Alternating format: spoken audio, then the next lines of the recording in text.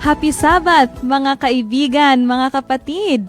Welcome sa programang 4K, Kabataan, Kaibigan, Kasama si Kristo. Purihin po ang ating Panginoon sa kanyang banal na araw. Kamusta po kayo? Nawa po'y nasa mabuting kalagayan po kayo sa mga oras na ito. At ramdam po namin mula dito sa studio ang inyong galak sapagkat tayo po ay muling mag-aaral ng kanyang salita. Maraming salamat din po sa inyong pagsubaybay sa Inverse Lesson Review na pinangunahan ng ating mga kabataan. Mga kapatid, ngayon ay ika-4 na Sabado ng Disyembre at talaga namang napakabuti ng ating Panginoon, lalo na't ginagabayan niya tayo sa ating pag-aaral tuwing Sabado. At ngayon po, bago tayo magpatuloy sa ating napakagandang topic na tatalakayin po natin, makakarinig po muna tayo ng isang tanging awit na awitin ng ating mga kabataan.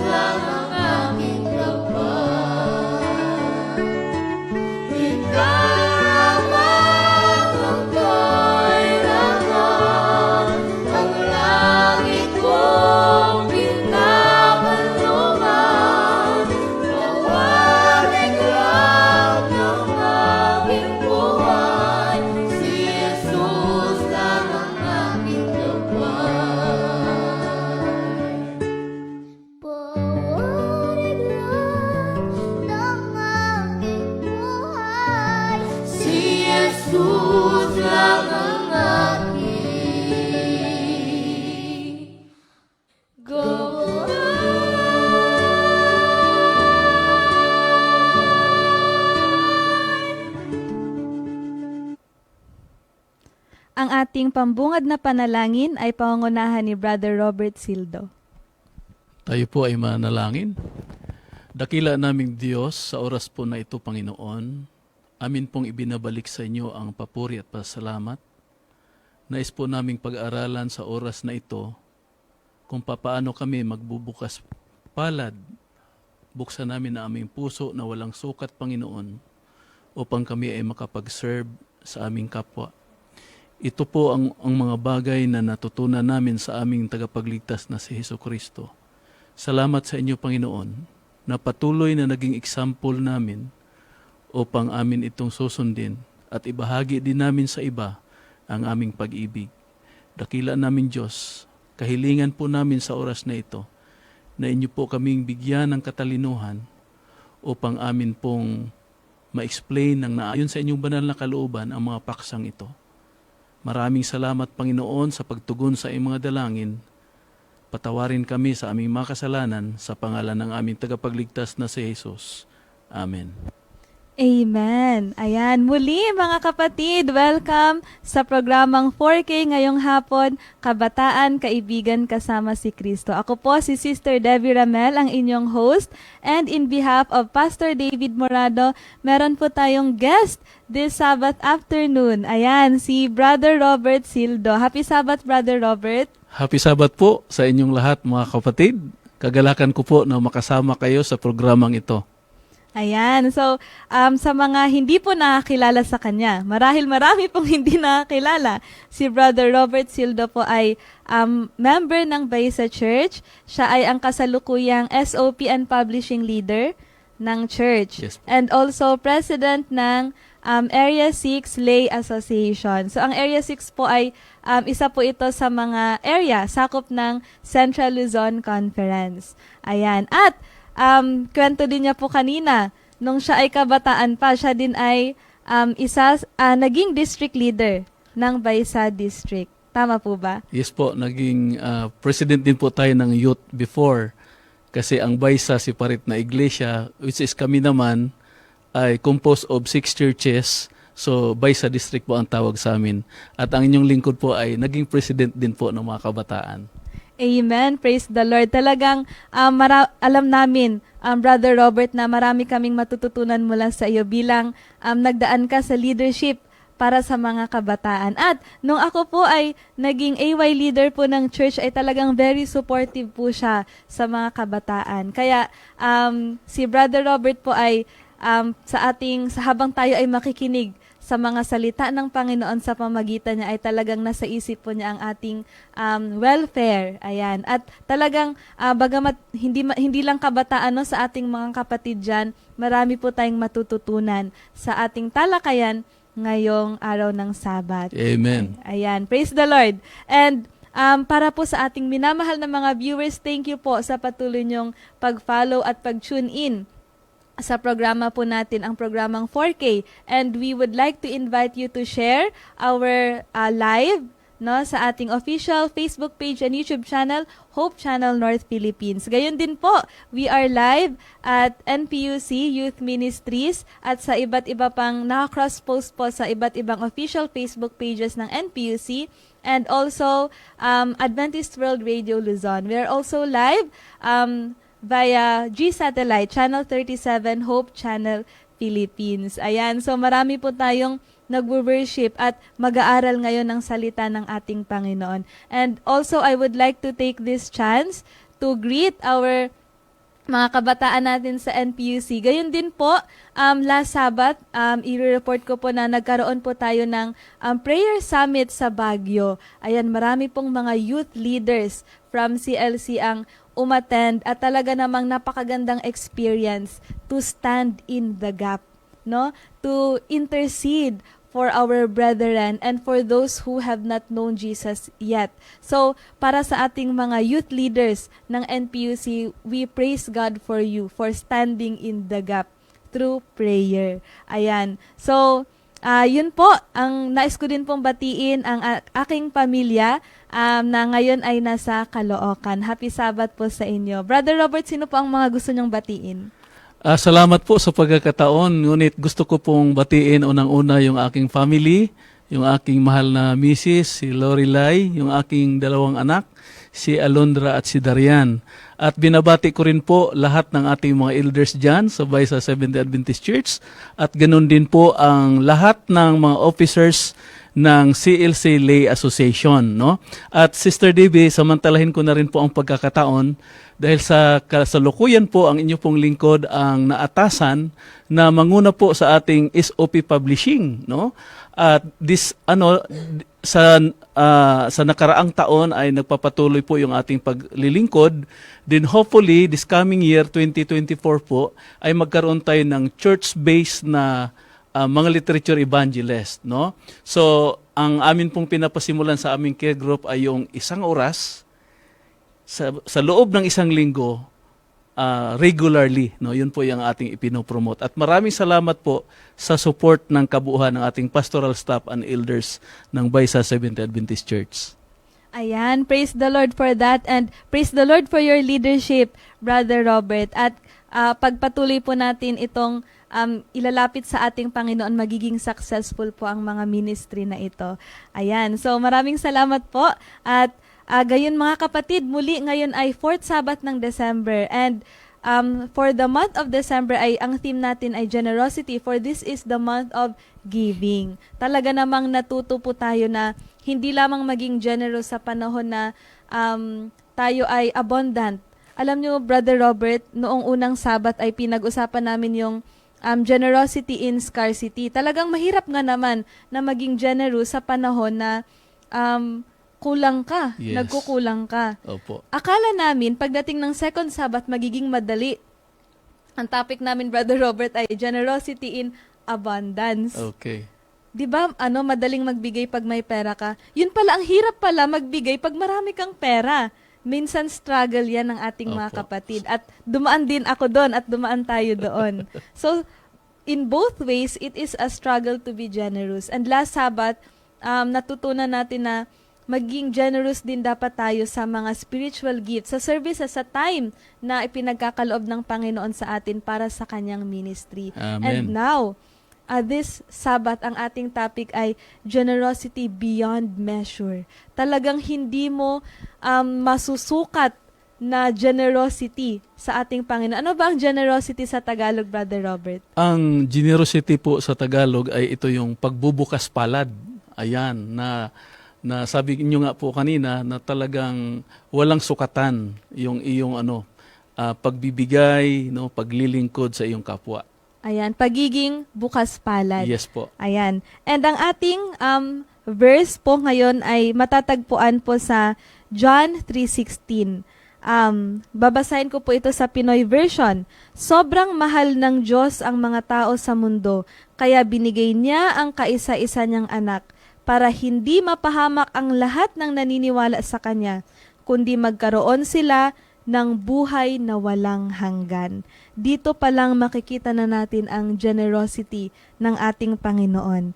At dito makikita na it is already beyond measure. Alam na natin sa topic na ito siya lang ang kaisa-isang pwedeng magbigay ng ganun kalaki na hindi masusukat.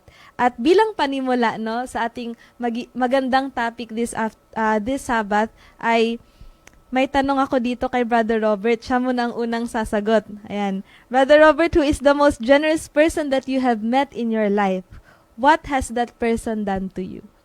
Alam mo, Sister Debbie, ay talagang kung generosity lamang ang pag-uusapan natin ay maraming tayong mga kapatid na nabibiyayaan ng ganitong katangian. Lalo na po sa Mindanao. Kasi hindi po ninyo na itatanong, ako po ay talagang working student since ako ay elementary. So nagkakanbas ako since grade 5. Ngayon ay meron po akong mga napupuntahan ng mga tahanan na talagang napaka-generous nila.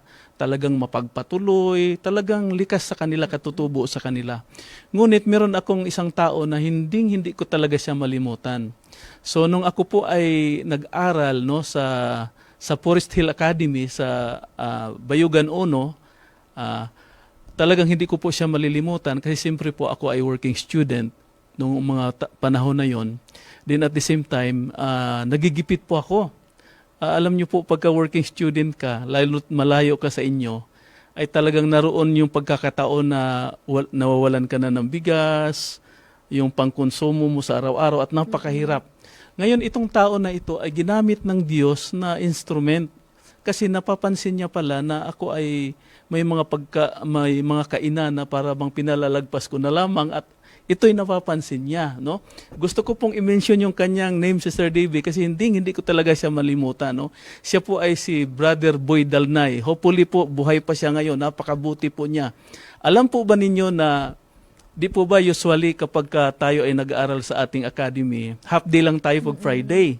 So bago siya aalis ng Friday, tinitiyak muna niya na maiwan sa akin lahat ng mga sobra niya na kanyang mga bigas, mga ulam, at ito naman ay i-consume ko within Saturday and Sunday. At kapag siya ay babalik na sa Monday, sinusobrahan niya. Sinusobrahan niya. Alam mo, Sister Davy, yun din ang nag-motivate sa akin na kahit sa simple na lang nakapamaraanan ko ay makatulong ako sa kapwa. O kasi ang natin kasi ngayon ay hindi lang nagagalak yung nagbibigay, ngunit nagagalak at na-inspire din yung mga binibigyan. Amen. Ayan, praise the Lord for that experience. Alam niyo po, Kuya Robert, Brother Robert, na yung ganitong mga karanasan natin, talagang ma-appreciate mo yung isang tao na ginamit siya ng Panginoon para Tama sa po. atin. At hindi natin makakalimutan yon kasi ito yung panahon na walang-wala tayo. Tama Yun po po. yung napansin ko dahil sa aking experience naman po, maaalala mo kung sino yung pinaka-generous kasi sila yung nandoon nung walang-wala ka. Sa panahon kasi na medyo okay lang, parang hindi mo pansin, pero yung deep, yung pangangailangan mo, tapos merong ginamit ang Panginoon para mag-share, magbigay. Kasi po, siguro dati kapag shoulder pa ng parents ko yung ibang bayarin, shoulder ng isang parent, tapos shoulder mo na lahat, doon mo mapipil yung tulong. Tama. Kasi before, hindi mo masyado feel. Pero yung pag tinulungan ka, hindi ko ma-mention, Brother Robert, kasi sa pagkakaalala ko, wala akong maano kung sino ang pinaka sa kanila most. Wala akong maano kung sino ang most generous. But there are several people that God has used para matulungan ako. Para yung mga pangailangan sa bahay. Actually, hindi pangailangan sa bahay. Observe nila na lahat ng pera ko napupunta sa bahay. Kaya in very simple, many ways, for example, minsan hindi ka na pagbabayarin, malaking bagay na pala yun. Opo. Ayan. So, thank you for those generous people as well in my life na talagang I praise God for you. And this Sabbath, Brother Robert, merong pinaka-generous sa lahat. Yes. Ayan. Napaka-generous niya at kilala niyo siya. Marahil yung iba ay kilala lang sa pangalan, pero kilalanin po natin siya ng lubusan ngayong araw na ito. So, sa pagsisimula po ng talakayan sa itong most generous person that we know, tatalakayin po sa atin ni Brother Robert ang Matthew chapter 2 verse 3 to 12. Okay. So mga kapatid, ang Matthew chapter 2 verse 3, verses 3 to 12, ito po ay naglalarawan sa pagbisita, no, ng mga pantas na tao, mga kapatid, no, upang makita ang sanggol na si Jesus. Ayan. So babasahin ko po, pasimulan po nating basahin sa Matthew chapter 2 verse 3. At ang wika po sa atin, mga kapatid, ay nang marinig ito ni Haring Herodes, siya ay nabahala, pati ang buong Jerusalem. Nang matipon niyang lahat ang mga punong pari at mga iskriba ng bayan, nagtanong siya sa mga ito kung saan isisilang ang Kristo. Talatang 5, sinabi nila sa kanya, sa Bethlehem ng Judea, sapagkat ganito ang isinulat ng propeta. At ikaw, Bethlehem, sa lupain ng Huda, sa anumang paraan ay hindi ka pinakamaliit sa mga pangunahing bayan ng Huda, sapagkat sa iyo manggagaling ang isang pinuno na magiging pastol ng aking bayang Israel. Pagkatapos, lihim na ipinatawag ni Herodes ang mga pantas at inalam sa kanila kung kailan lumitaw ang bituin. Kanyang pinapunta sila sa Bethlehem at sinabi sa kanila, humayo kayo at hanapin ninyong mabuti ang sanggol. Kapag siya ay inyong natagpuan na, ipagbigay alam ninyo sa akin, upang ako ay makaparoon at siya ay aking sambahin. Pagkatapos nilang makinig sa hari, ay lumakad na sila, at naroon ang bituin na kanilang nakita sa silangan ay nanguna sa kanila hanggang sa tumigil sa tapat ng kinaroroonan ng sanggol. Sa talatang 10, mga kapatid, labis silang nagalak nang makita nila ang bituin. Pagpasok nila sa bahay ay nakita nila ang sanggol na kasama ng kanyang inang si Maria. Nagpatira pa sila at sumamba sa kanya. Nang buksan nila ang kanilang mga kayamanan, ay inahandog nila sa kanya ang mga kaloob na ginto, kamangyan at mera. Palibhasay binalaan sa pamamagitan ng panaginip na huwag na silang babalik kay Herodes, nag-iba sila ng daan pauwi sa kanilang lupain. Sa talatang ito, Sister Dave, ay ipinapahiwatig po dito sa atin, mga kapatid, no? Na ang mga magay o yung tinatawag na pantas na mga tao na ito ay sila po ay kanilang napagtanungan si Haring Herodes, at ang kasunod nito ay pumunta sila upang sumamba sa sanggol na si Jesus. So ang mga magay na ito ay nagdadala ng regalong ginto, kamangyan at mira na sumasagisag sa kahalagahan ni Jesus bilang isang hari, isang pari at isang tagapagligtas ng sakripisyo. Kaya Sister DB, dito sa ating pinag-aaralan ngayon, mapapansin natin na ang background ng tatlong pantas na ito, sila ay mga hari. Din at the same time, hindi lang sila mga hari, kundi sila ay mga mayayaman. Kaya nga po, kung mapapansin natin dito, ang una nilang pinuntahan ay si Herodes. At si Herodes bilang hari, siya mismo ang nag-accommodate sa tatlong pantas na ito. Sa tatlong pantas na ito. Kung mapapansin po natin sa talata, ipinag-utos po ni Haring Herodes na yung 2 years old pababa ay kanyang ipapapatay. So, kumbaga, sila talaga ay talagang tunay na mga matatalino. Kasi napansin na agad nila kung ano yung pakay ni Haring Herodes doon kay Hesukristo, na kapag ito'y kanilang nasumpungan. Kaya sa talatang 12, mga kapatid, minarapat po nila na kung saan sila dumaan papunta doon sa Bethlehem na kinaroroonan ni Jesus, pag uwi nila ay umiba na sila ng daan. Umiba na sila ng daan. So dito po natin makikita na talagang napakahalaga para sa mga hari na ito, si Kristo bilang ipinanganak, no, na sa sabsaban na kung saan alam nila na ito ay tinatawag nating pinakadakila at ito ang source, no, ng pagbubukas palad na talagang hindi nasusukat, Sister DB. So napakagandang paksa ito, sapagkat nga sa kasalukuyan ito yung usapin, no, na papaano ba tayo magbigay sa ating kapwa, no, yung atin bang binibigay ay nagmamatter ba ito kung gaano kalaki, no? O ito ba ay kasi sa pagkakaloob, Sister DB, dito na ating pinag-aaralan, hindi lang po tumutukoy ito sa kayamanan, hindi lamang po sa time, kundi yung kabuuhan bilang ikaw na mayroong bukas palad na nagkakaloob sa iyong kapwa. So yun po ang sabi ng yung ating binasa kanina. Amen. Thank you po, Brother Robert. Na yung generosity, actually mga kapatid, mga kaibigan, itong scene na ito ay very uso sa season natin. Tama po. Nakikita natin siya sa daan, nababasa natin sa television, sa social media, no, na ipapakita, na idadrama siya, lalo na po sa season of giving. At ito yung tinatawag natin na Christmas season. Yes po. Natin ngayon. At dito sa story na ito, talagang makikita natin dito kung bakit yun yung image na lagi nating nakikita ngayong buwan ng December. Tama po kayo, Sister Debbie, no, kasi ang inyo pong lingkod, hindi po ninyo na itatanong, ako din po ay isang Grab driver. So bilang Grab driver po, ay talagang nakakasalumuha namin sila araw-araw sa traffic, no?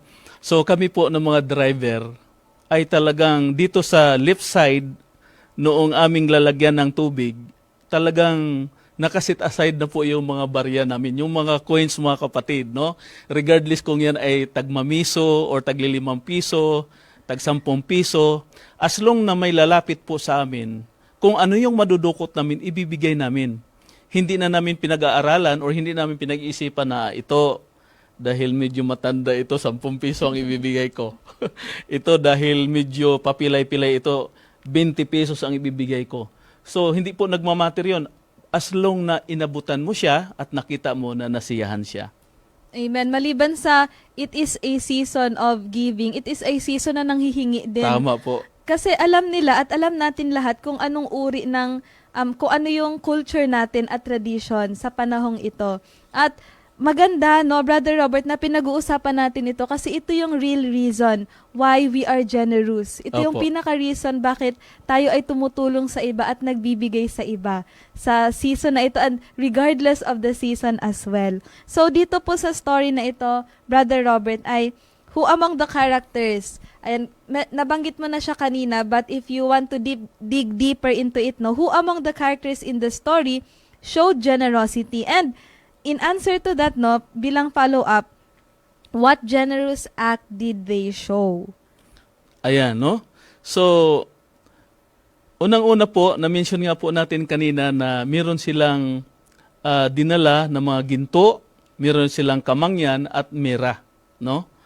Ngayon, mapapansin po natin na itong mga magay na ito, ang binasihan nila sa paghahanap kay Jesus, walang iba kundi yung shining star. No? Ibig sabihin po, sila ay hindi lang basta-basta yung tao na matalino, kundi para silang nalalaman nila yung scientific ba na galawan ng mga stars. Kaya hindi po basta sa pathfinding, Sister DB, ay minsan pinag-aaralan natin yung mga Morse code, no, yung mga plug kung papaano ang may mga count po yan. Pero pag hindi ka well-versed doon, mahihirapan ka. So, inisip ko dito sa ating pag-aaral na talagang pinag-aaralan nila. At nasundan po nila ito. Nasundan nila dito. So doon nga sa unang tanong mo kanina, ang nagre-represent dito, doon sa tinatawag na nagpakita ng kagandahang loob, ng kabutihan, kay Jesus Christ mismo, ay walang iba, kundi yung tatlong, yung magay na binabanggit po dito. No? Ngayon,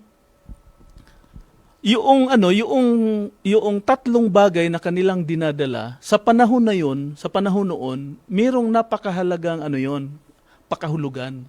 Na sa kanila, bilang mga mayayaman, bilang hari, yun ang pinaka-espesyal sa kanila kasi alam nila na itong Kristo na ito yung tinatawag na Mesiyas na magliligtas sa sangkatauhan dahil sa pagkakasala ng buong sansinukob.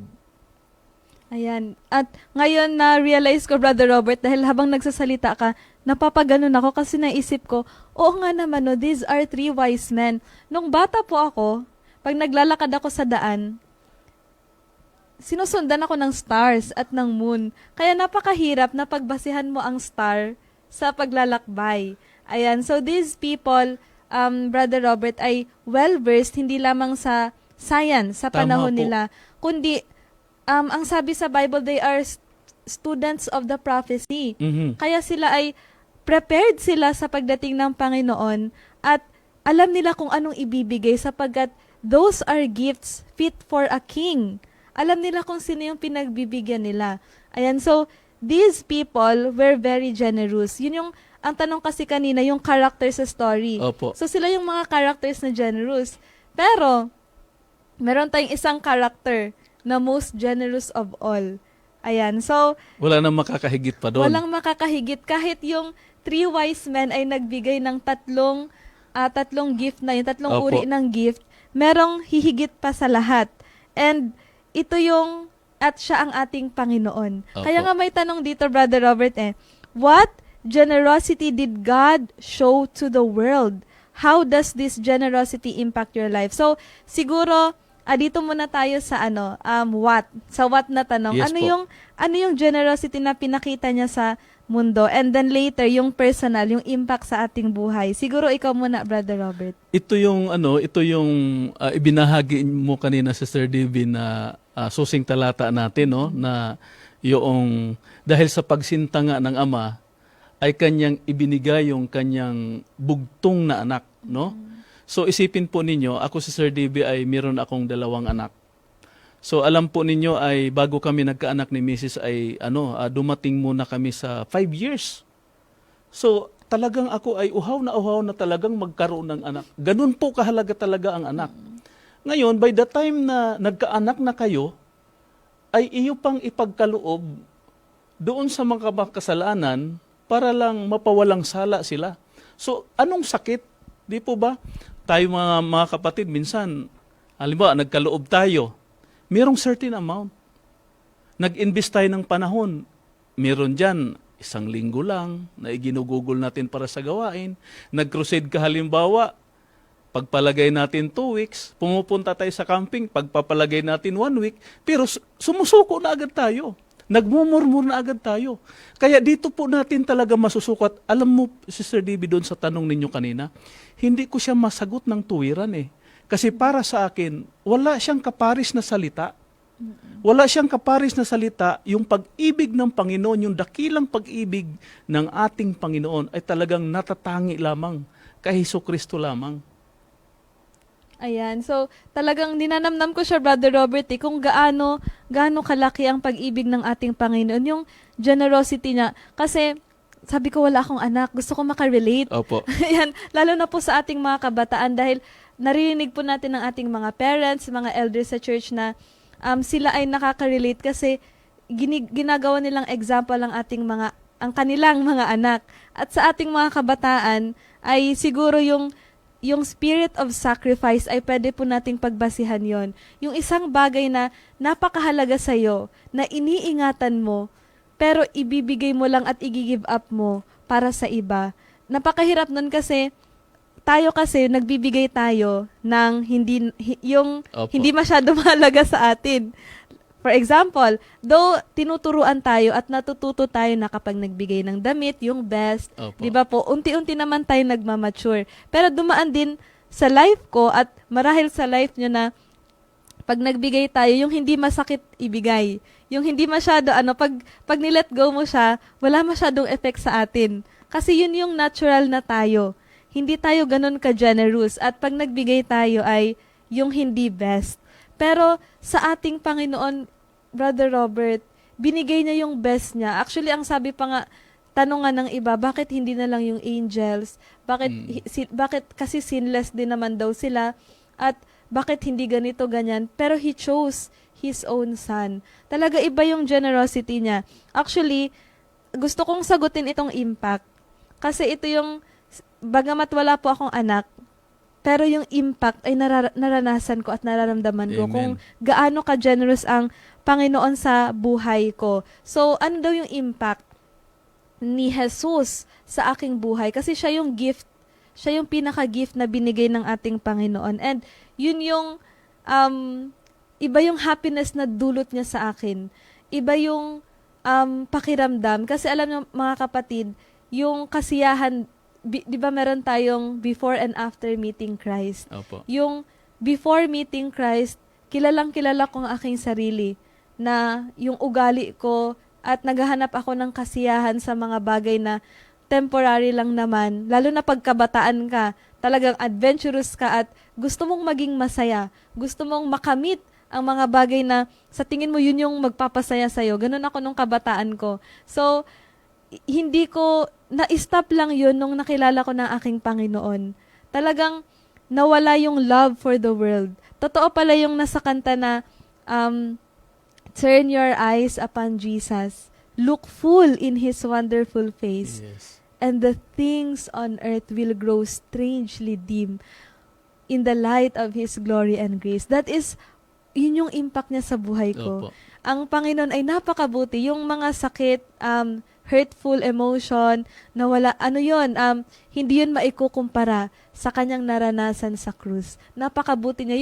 Yun lang yung masasabi ko, Brother Robert, na He is so good to me. At napakadakila ng kanyang pag-ibig sa akin. Ikaw po, ano po yung impact niya sa buhay mo? Ang impact po sa akin ito, Sister DB, no, yung ating pinag-aaralan nga na Generosity Beyond Measure, ay in return sa akin po ay kumbaga para bang napakahalaga na gaganti rin ako ng kabutihan sa aking Panginoon kasi siya yung unang nagbigay nito. Siya yung unang nagparamdam sa akin. Siya yung unang nagkaloob nito. Kaya may kasabihan nga tayo, Sister Debbie, na kapag ang bata daw sa sanggol pa lang, kapag siya ipinapanganak, ay nakatikom na daw agad yung pagkasilang, nakatikom na kaagad daw yung kamay. So ito daw yung palatandaan na talagang likas daw sa tao, yung talagang makasarili. At dahil nga tayo po ay makasalanan, no? Na sa tuwing tayo ay tutulong, pag-iisipan muna natin yung ating kapwa na baka ito sindikato ito. Baka ito ay yung aabusuhin ako nito, no? Pero si Jesus Christ, mga kapatid, no, kapag atin talagang mas malalim na unawain at pag-aaralan, tutulong siya na walang pagtatanong. Walang pagtatanong. Kaya kami, Sister DB, ay sa Mindanao, ang aming hanap buhay lang nung aking father ay niyugan. Niyog talaga. Pero alam po ninyo, sa tuwing may kapatiran na mapapadpad sa aming lugar na walang kabuhayan, dahil meron kaming 12 hectares na niyugan, kahit hindi kaano-ano, talagang pakukuprahin niya. Yung makakatagpo lang niya ng halimbawa makakatagpo siya ng wala sa katinoang pag-iisip, iuwi niya sa bahay, paliliguan niya. Tapos yung aking mother magmumurmur. Kasi nga, bakit tinutulungan ng aking ama? Yung halimbawa ay may kukuha ng aming saging doon na hindi nagpapaalam. Pag nadadatnan niya, ay padadagdagan niya pa. No? Yung yung aking nakagisna na yon, Sister DB, ay para bang isang pag-aaral para sa akin na paano ko kaya mamotivate din ang aking sarili na ganun. Kaya sinisikap ko po sa tulong ng ating Panginoon na talagang ang impact nito sa akin ay kasi siya yung unang nagbigay, siya yung unang nagkaloob. So bilang ako ay kanyang kasama sa kanyang iniligtas, kasamang nabuhusan ng dugo dahil sa aking pagkakasala, kailangan kong lumapit pa sa Panginoon kasi talagang sadyang or likas na makasarili ako. Na kapag kasi ako ay medyo umagwat lang sandali sa Kanya, marahil ay maging maramot na naman uli ako. Kaya patuloy akong manghawak sa Kanya, pag-aaral ang Kanyang banal na salita at lubos kong uunawain yung Kanyang kalooban para sa akin bilang Kanyang nilalang. Ayan, so same experience, Brother Robert, dahil iba talaga pag ang Panginoon nandyan siya kasi siya yung, base po sa inyong experience, nakikita ko po na siya yung nagsasaayos ng buhay mo. Na pag nawala ka saglit sa Kanya ay napapasama ikaw. Lumayo ka lang, may konting breach lang sa spirituality mo na pwedeng gamitin ni Satan ang kahit anong bagay. Magkaroon ka lang ng konting gap sa ating Panginoon ay nawawala ka na kaagad. So siya yung firm sa ating buhay. Siya yung isa-isang bagay na hindi nagbabago sa atin. Po.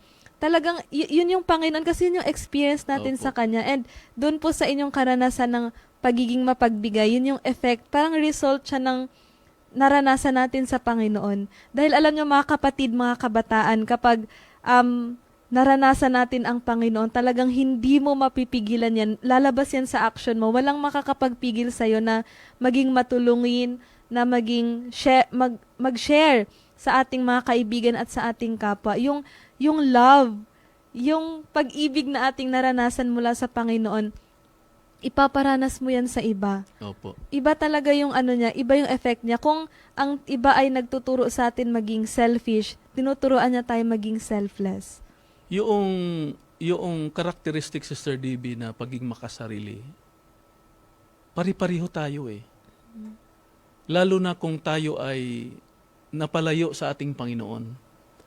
Para tayo ay maging mapagbigay, maging considerate sa ating kapwa, wala tayong ibang kailangan kundi si Jesus lang.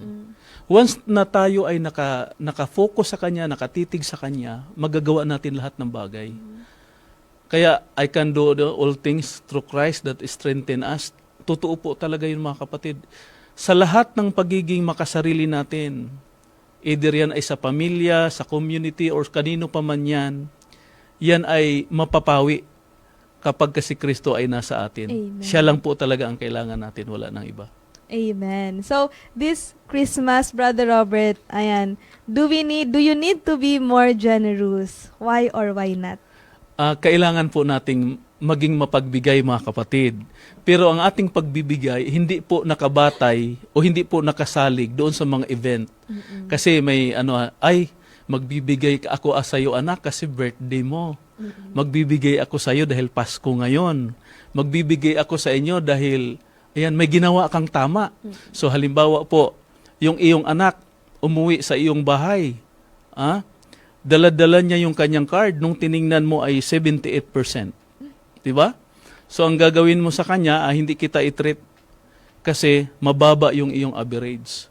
So, mababa o mataas, maging consistent tayo sa pagbibigay. Kasi ang ating Panginoon, tuwing pagising natin sa umaga, diba? Yung COVID na nagdaan, diba? Ilang libo or milyon ang mga namatay, pero tayo ay niloob ng Panginoon na buhay pa rin tayo. Kaya, kung minsan ay kabilang dito sa ating pag-aaral, Sister DB, ay hindi ba natin nare-recognize or kinikilala ang mga kabutihan na ginawa ng ating Panginoon sa atin, kaya naman tayo ay naging madamot. So, kagaya na lang halimbawa ng mga bituin sa langit. Sa palagay niyo po ba, basta-basta lang po nakasabit yan kung walang isang makapangyarihang kamay ang humahawak riyan? Yung mga bubuyog, di ba?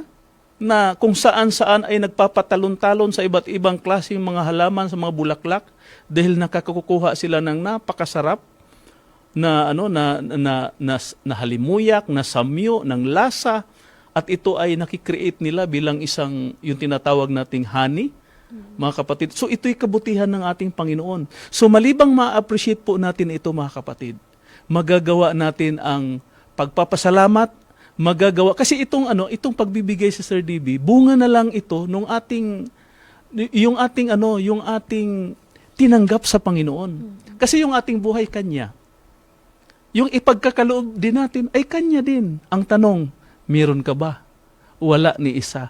Kaya ang dapat maging lifestyle talaga natin ang mapagbigay. So hindi lamang Pasko, hindi lamang birthday, kundi dapat sa lahat ng panahon.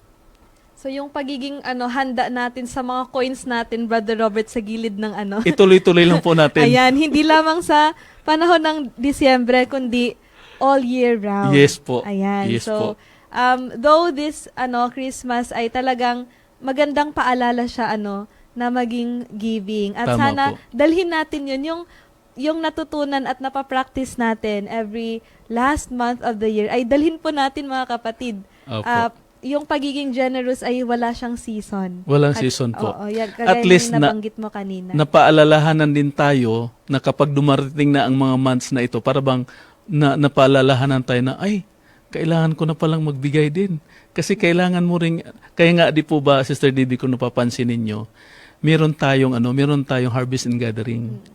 Kasi napakaraming mga mayayaman dyan, hindi nila alam kung papaano nila i-distribute or itulong yung kanilang mga karoroonan. So dapat itatap natin yung mga yan through our program, yung ating Harvest and Gathering, para nang dahil sa atin mapapalahanan sila na sila din pala ay mayroong kakayanan, sila din pala ay mayroong opportunity na magbigay. So itong event na ito ngayon, dahil nga sabi nga ng karamihan ay magpapasko, ito'y paalala din sa atin na talagang tayo ay maging bukas palad, at ang pagbubukas palad natin ay ito yung tinatawag natin na hindi nasusukat. Amen. Opo. Ayan. At kanina po, may tanong kasi tayo dito, Brother Robert, na nasagot po natin kanina na bakit naging ano siya beyond measure. At yun ay may kinalaman din sa kung gaano ka precious yung gift na yun at yun yung binaba at yun yung binigay sa atin. Napaalalahanan ako dun sa Philippians chapter 2, kung hindi po ako nagkakamali. Isa po to sa mga talagang pag nag-meditate po ako sa mga words na ito sa Bible ay lalo kong na-appreciate ang Panginoon sapagkat galing siya sa langit kung saan nasa kanya na ang lahat at binaba niya ang kanyang sarili hanggang sa kamatayan. Talagang isa yun sa mga bagay na kaya siya isang gift na beyond measure kasi binigay niya ang lahat ng meron siya. Na ito, Brother Robert, sabi mo kanina, nagtatanong tayo kung ang isang bagay ay kung worthy tulungan. Opo. Pero siya, hindi siya nagtanong, sabi mo, at higit pa doon, alam niya kung sino ang tinutulungan niya, alam niya yung ugali natin, alam niya na marami sa mga tao mamamatay tao, Opo. at alam niya na very selfish tayo, alam niya yung kung anong mga mali sa buhay natin. As in, tayo pag alam nating mali, close na agad tayo sa pagtulong. Pero siya alam niya ang lahat ng mga bagay na yun, pero tinulungan pa rin niya tayo. So, iba siya magmahal sa kung paano tayo magmahal. Tama po. Alam niyo po ba, Sister Debbie, na nakaranas na ba kayo minsan na nawala yung iyong bag na may lamang cellphone at mirong laman na isang buwang sweldo? So nag-worry ka. Hindi ka makakain, hindi ka makatulog kung nasaan na. Pero isang umaga sa pagising mo, biglang ibinalik sa'yo. Di ba? So anong gagawin mo ngayon? Kahit hindi ka tatanungin ng nakararami, gusto mo mag-blow out? Di ba? Mag-blow out ka. Magtataka yung iyong mga kapatid.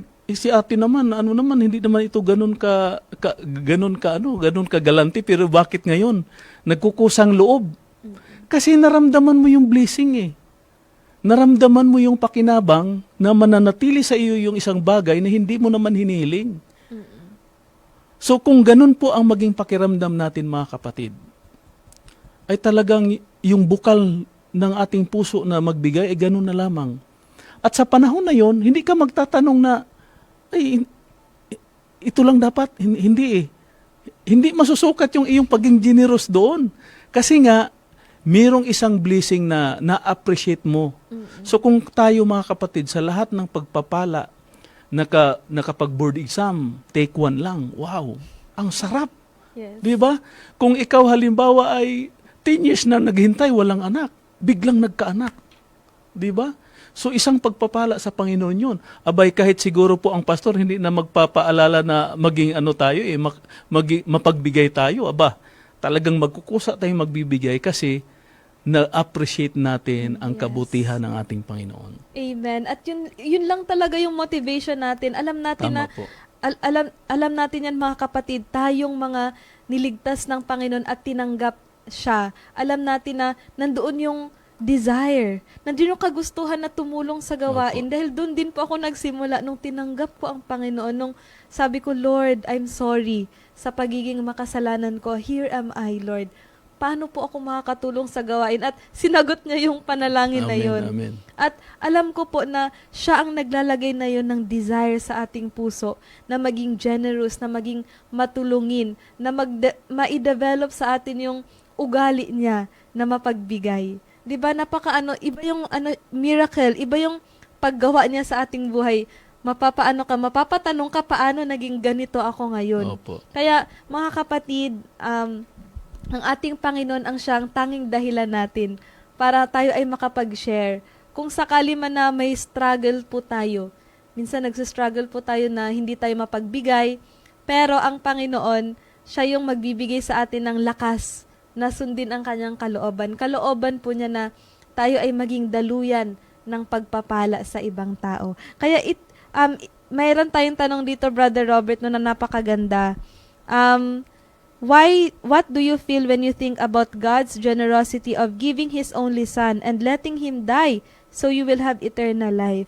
Why should that thought alone give you assurance of salvation even though you feel unworthy? Ayan. So, alam nyo, Sister Debbie, no, kung pag-uusapan natin yung ating nakalipas, yung ating mga nakaraan, para bang iiwasan natin, ay wag, nakakahiya yung aking nakaraan. Pero narito ang Panginoon. Binigyan niya tayo ng pagkakataon. Yes. Ito yung kaloob na hindi masusukat, na walang kabayaran na maitutumbas. So, biruin po ninyo, personally po, ako po ay security guard nung araw. Ang huli ko pong assignment as security guard, ang akin pong ginudutihan ay beer house. Biruin po ninyo ha, nakakahiya yung aking nakalipas. Beer house ang ginudutihan ko, ano pang meron doon? O, nandoon yung mga iba't ibang klaseng alak, iba't ibang klaseng babae. Pero binigyan ako ng Panginoon ng isang pagkakataon. Noong ako ay pinabalik niya at pinagtiwalaan niya, may panahon pa ba kaya akong tumanggi sa kanyang mga panawagan na gawin mo ito, Brother Robert? Ipamimigay mo itong mga aklat na ito sa mga tao? Talagang yung tiwala ng Panginoon, Amen. yung pagbibigay niya sa akin ng pag-asa, kapatid, ito yung magtutulak sa atin na kahit walang magpupush sa atin na gawin mo yan, yung kabutihan na ito, sadyang maging katutubo na sa iyo na gawin mo yan kasi minahal ka ng Panginoon. Amen. Alalahanin po natin mga kapatid na ang ating Panginoon ay nabayubay sa cross. Nabuhos ang kanyang dugo para sa ating mga makasalanan. At noong tinanggap natin yon, nagkaroon tayo ng pag-asa. Kaya nga ito'y biyaya na kaloob, Sister Debbie, na kapag tinanggap natin ito, mga kapatid, wala na tayong pag-aalinlangan dapat sa paggawa ng kabutihan. Kapag nadarama natin na tayo unang-una ay minahal, inibig ng ating Panginoon at pinagtiwalaan niya tayo, ang atin na lamang gagawin, yes, Panginoon. Amen. I will go, Panginoon. Ganun na lang po ang ating sambit. Amen. God makes you feel worthy. Amen. God will make you feel na you are precious. Na kagaya po ng karanasan niyo po kanina, Kuya Robert, yung tinulungan ka nung ikaw ay kabataan. Opo. Na-feel mo yung tulong na yun kasi nasa mababa kang, sa panahon na mababa, di ba? Yung very low yung life mo at hindi mo alam kung saan ka kukuha ng lakas at pangangailangan mo. At it's the same way with our God. Kaya natin nafe-feel yun. Kaya na-appreciate natin ang Panginoon kasi at the lowest time of our life, hindi po ito financial, mga kapatid ha, hindi po tinutukoy dito na ang lowest ay panahong wala kang barya sa iyong pocket. Opo. Pero ito ay the lowest time of your life na marahil iniwan ka ng mga tao sa paligid mo, marahil nasasaktan ka, at doon mas ma-appreciate mo siya, nagliliwanag ang Panginoon sa iyong paningin. Kasi siya lang yung nagsasatisfy, nagfulfill. Sa Kanya mo nakikita yung kulang. Opo. Kung ano yung kulang sa buhay mo. And it is impossible not to appreciate Him. Parang, ang sabi nga sa Bible, even if I be lifted up, will draw all men unto me. Amen. Kasi, ang magpapalapit sa atin sa Panginoon ay yung kabutihan niya lang. Ang magpapalapit sa lahat ng tao sa Kanya ay yung maramdaman nila na sila ay inibig. Maraming mga tao ang hindi, pagdating sa pag-ibig, Brother Robert, hindi full, half lang, o di kaya, sa simula lang, sa umpisa, lalo na sa mga kabataan dyan. Ayan, yan talaga ang marami tayong problema pagdating sa mga ganyang pag-ibig. Ngunit sa Panginoon, siya lang yung tanging hindi nagbabago. Amen. At hindi magbabago. Alam niyo, Kuya Robert, minsan nag-share po ako ng testimony about the love of God. Na-share ko po na ihahalin tulad ko po ito sa parang nalulunod ka at may biglang sa'yo, nagligtas sa iyo. Okay. Yun po yung take away ko ngayong hapon na Tama po. napakalaki ng pag-ibig ng Panginoon sa akin. Yung nag-struggle ka sa hangin at feeling mo mamamatay ka na, doon siya nagpakita at doon ka niya hinugot. Ganun kalaki ang pag-ibig ng Panginoon sa akin. Ikaw po, ano po yung take away niyo po this Sabbath? Para po sa akin, yun kasing ikaw nagbahagi o ikaw yung binahaginan, pari-pareho both side yung nabibless. Unang-una, kapag ikaw ay binahaginan, ay ipapanalangin mo yung nagbabahagi sa iyo. At kapag ka ikaw naman yung binahaginan, hindi, actually, Sister DB, hanggang ngayon, pag naalala ko si Boy Dalnay, umiiyak pa rin ako. Dahil yung kawalan ko, talagang gipit na gipit ako, nandoon siya. Napakasimpleng bagay lang, kung tutuusin. Pero kahit yan ay napakasimpleng bagay, kung ikaw sa iyong sarili ay kinikilala mo siya, how much more yung napakalaking bagay na ipinagkaloob sa atin ng Panginoon, di ba? Yung isang hari, di ba? Bugtong na anak, ipagkaloob para sa sanlibutan, para ang lahat ay maligtas. Gaano pa kaya ang ganun kalaki na pag-ibig sa atin, mga kapatid? Kaya para po sa akin, para bang ang lahat ng ating gagawin, mga kapatid, ay napakatiting lang kumpara sa biyaya na ating tinanggap galing sa ating Panginoon.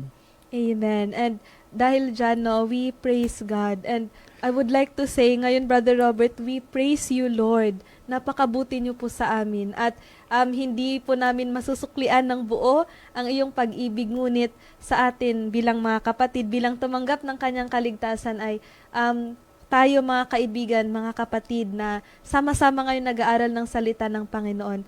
Let us surrender our life to Him. Kung paano niyang sinurrender ang kanyang sariling buhay para sa atin. Maraming salamat po mga kapatid. Sana po ay mas lalo po tayong napalapit sa ating Panginoon. At praying na yung ating pagiging generous ay maging katulad ng Kanya. Amen. Na selfless at hindi na nagtatanong at naroon lang yung puno ng pag-ibig sa paglilingkod at sa pagbibigay. Ayan. So ngayon po, Brother Robert, ay magkakaroon na po tayo ng closing prayer. Pangunahan po tayo ni Brother Robert. Okay, tayo po mga kapatid ay mananalangin. Nagpapasalamat kami, dakilang Diyos, na muli ninyong binuksan ang aming puso, ang aming kaisipan, upang pag-aralan ang pagbubukas palad na walang sukat, Panginoon. Ang mga bagay na ito ay natutunan namin sa inyo dahil kayo ang unang umibig sa amin, Panginoon. Hindi po namin ito matutumbasan. Ngunit sa patuloy na paglapit namin sa inyo, Panginoon, unti-unting mabago kami at ang aming pagtulong sa kapwa ay hindi sinusukat. Ngunit ito ay likas, katutubo sa amin bilang isang mananampalataya na tumulong kami. Panginoon, tulungan po ninyo kami na lalo pang magpakalapit sa inyo at ang aming pananampalataya ay lalong magtutumibay at dadatnan kami, ligtas buhay man o mawalan kami ng buhay, Panginoon, ngunit kami ay patuloy na magtatapat sa inyo. Binabalik namin ang papuri at pasasalamat, alang-alang na lahat sa aming tagapagligtas na si Jesus. Amen. Amen. Maraming salamat po mga kapatid namin at mga kaibigan sa inyong patuloy na pagsubaybay. Abangan nyo po ang kasunod na programa, ang Kaalamang Pangkalusugan. At gayon din po, bumalik po tayo sa susunod na Sabado sa isa na namang pag-aaral ng kanyang salita. Happy Sabbath po.